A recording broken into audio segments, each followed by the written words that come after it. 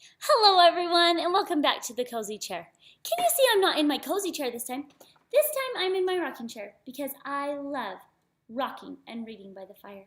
In the winter when I make these big fires, I just pull up my rocking chair and read right next to it. So I hope that you enjoy being by my fire today. And I have my It's a Wonderful Life shirt on. I love this shirt and it's from Stately Type. So look at the link below and go check out their shirts. They are really great. And if you have not listened to It's a Wonderful Life for Kids, make sure you do. It is a really fun book about how important you are. I know that a lot of you have been doing service and I am so happy.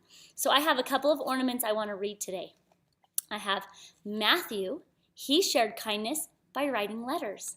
You know what? Letters can be really nice to get. And Ava was a friend today by writing a miss you note to a friend who wasn't at school. Good job, Ava. And Jay helped his mom fold the laundry. Can you believe that?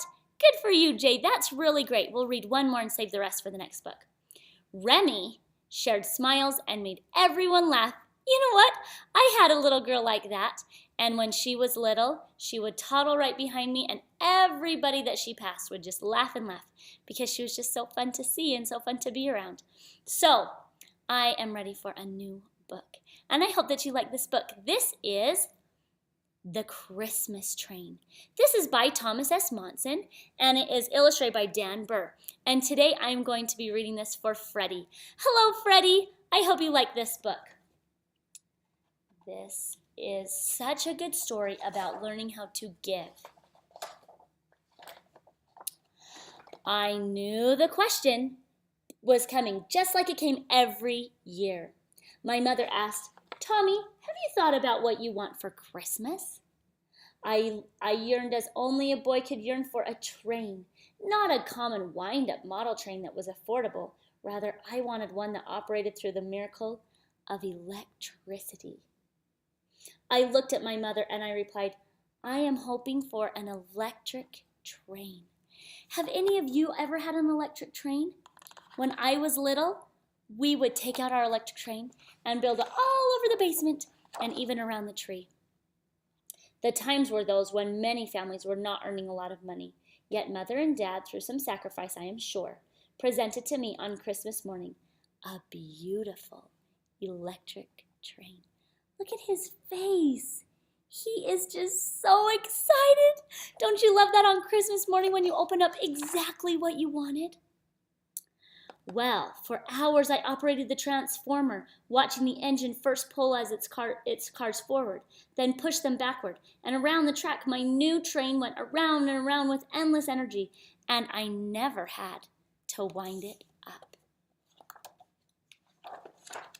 Mother entered the living room and said to me that she had purchased a wind-up train for Mrs. Hanson's son Mark, who lived down the street.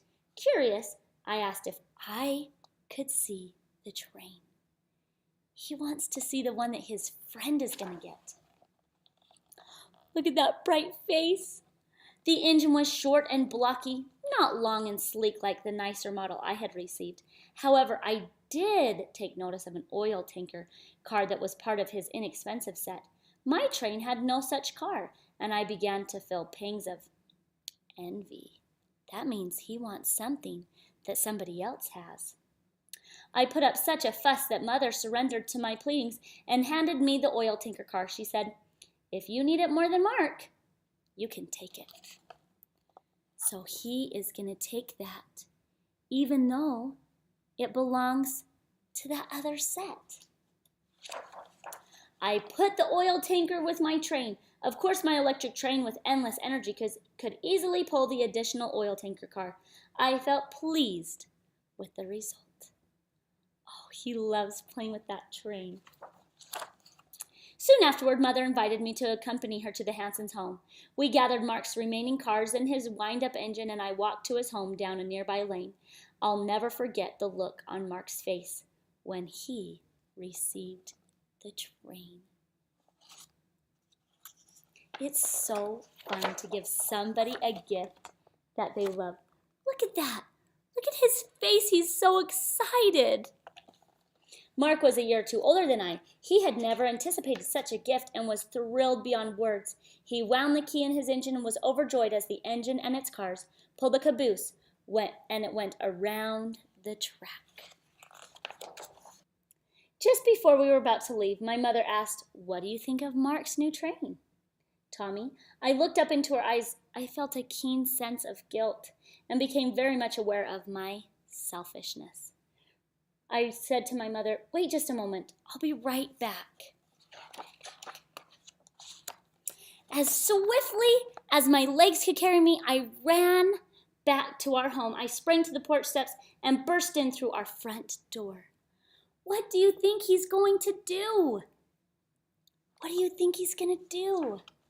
I picked up the oil tanker car plus an additional car from my train set, flew down my porch steps, and ran back down the lane to the Hanson home.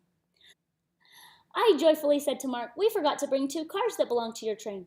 I don't know who was happier, Mark or my mother." What I do know is that it was the day when I felt in my heart that giving had replaced getting. Mark coupled the 2 extra cars to his set and placed them on its track. "Do you want to stay and watch with me?" he asked excitedly. I looked back at my mother, who of course nodded her approval. I couldn't help but smile and say, "Sure." I watched the wind-up engine make its labored way around the track and saw Mark's face beaming. I felt a supreme joy, difficult to describe and impossible to forget. The spirit of Christmas had filled my soul. This book ends with a scripture in the back from the Bible. It says, "Jesus said unto him, Thou shalt love the Lord thy God with all thy heart and with all thy soul and with all thy mind. This is the first and great commandment. And the second is like unto it, Thou shalt love thy neighbor as thyself." Isn't that a great story? This story teaches us that it is better to give than to get. It is so fun to get something that you want on Christmas morning. But it is even more fun when you find out what somebody really, really wants, and you are the one that gives it to them. So I hope that this Christmas you can find somebody that you love, and you find out something that they really want. Maybe you could make it for them, or maybe it's a service you could do for them. But find out something that they would like for Christmas and do it or get it for them. Thanks so much for coming, and I wish you a very Merry Christmas. Goodbye.